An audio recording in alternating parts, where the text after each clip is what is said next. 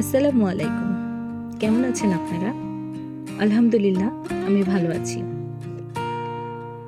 আজকের দিনটা সত্যিই খুব ব্যস্ততার মধ্যে কেটেছে। সকাল থেকেই নানা কাজে এতটা ডুবেছিলাম যে ব্লগ করার কথা মনেই ছিল না। রমজান মাসের এই দিনগুলো এমনিতেই সময়ের সঙ্গে দৌড়াতে হয়। রমজান মাস একটি অন্যরকম মাস। ইবাদত, কাজ, সংসার সামলানো, ইফতারের প্রস্তুতি সব মিলিয়ে যেন বিশ্রাম নেওয়ার সময়ই পাই না।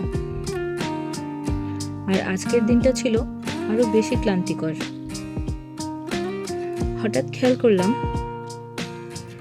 ইফতারের সময় ঘনিয়ে আসছে, অথচ আমি তখনও কিছুই তৈরি করিনি। তাড়াহুড়ো করে দ্রুত কিছু বানানোর সিদ্ধান্ত নিলাম। তাই সহজ ও ঝটপট নুডলস রান্না করলাম। আর নুডলস রান্না করতে করতে চিন্তা করলাম, রমজানের 20টা দিন তো চলেই গেল, বাকি রইল আর 10টা দিন। নাজাত শুরু হয়ে গেছে। আমাদের প্রিয় নবী সাল্লাল্লাহু আলাইহি সাল্লাম রমজানের শেষ 10 দিনে আমাদেরকে বিশেষ দোয়া শিক্ষা দিয়েছেন, যাতে আমরা আল্লাহর ক্ষমা পেতে পারি। তো চলুন দোয়াটি শিখে নিই।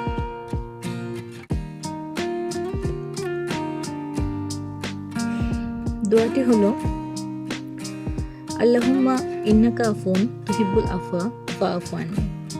অর্থ, হে আল্লাহ, নিশ্চয়ই আপনি ক্ষমাশীল, ক্ষমা করাটা আপনার পছন্দ, অতএব আপনি আমাকে ক্ষমা করে দিন। তারপর চিন্তা করলাম আর কি বানানো যায়।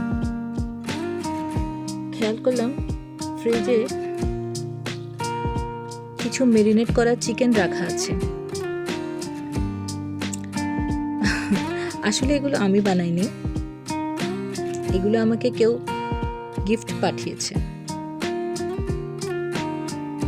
গিফট পাঠিয়েছে আমার মেয়ের টিচার। কিছুদিন আগে আমি ওনাকে ইফতার পাঠিয়েছিলাম,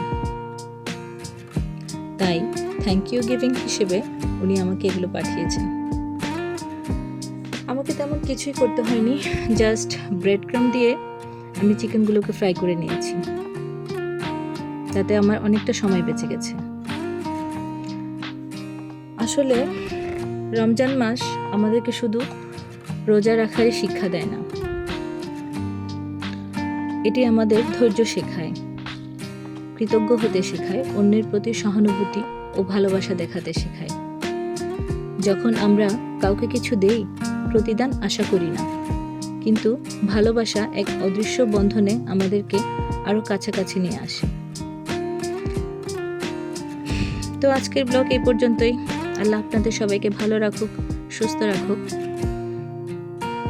আমার চ্যানেলটি লাইক, শেয়ার এবং সাবস্ক্রাইব করতে ভুলবেন না। আল্লাহ হাফেজ।